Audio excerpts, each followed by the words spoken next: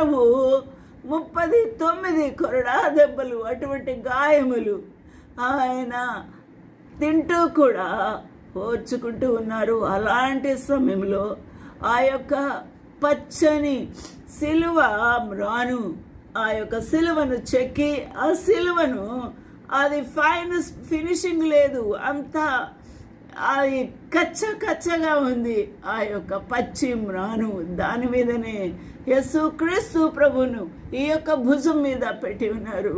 ఆ భుజము మీద దానిని మోసుకుంటూ యేసుక్రీస్తు ప్రభు కలవరి సిలువకు ఎక్కుతూ ఉన్నారు, లాగుతూ ఉన్నారు. ఇదంతా కూడా అప్పటికే గాయపడిపోయిన ఆ యొక్క భుజం మీద, వెనకాల జబ్బ మీద ఆ మాను తగిలిన కొద్దికి రక్తం ఇంకా ఏరులై పారుతుంది. మంట, నొప్పి, వేదన చేత మూలుగుతూ యేసుక్రీస్తు ప్రభు ఆ యొక్క కలువరి గిరిపైకి మోసుకుంటూ లాక్కుంటూ వెళ్తూ ఉన్నారు. నా ప్రియులరా, ఇది నీ కొరకు కదా, ఆలోచన చేద్దామండి. ఆయన యొక్క ముఖము వికారమైంది. ఆయన మానవుడా అన్న గొప్ప ప్రశ్న కూడా వచ్చింది. ఇప్పటి నుంచి ఆ చీరిపోయిన ఈ యొక్క చర్మం అంతా కూడా కింద ఉన్న ఆయన యొక్క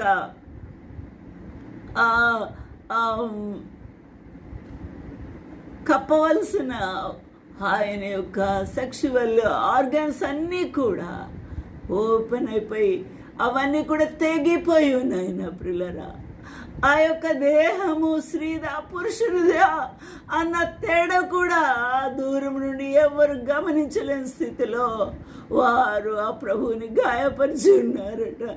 ఇంత వేదన, ఇంత దుఃఖమా మన ప్రభుకి. అందుకని స్వరూపమైనను సొగసైనను లేదు, ఆయన ముఖం వికారమైనది.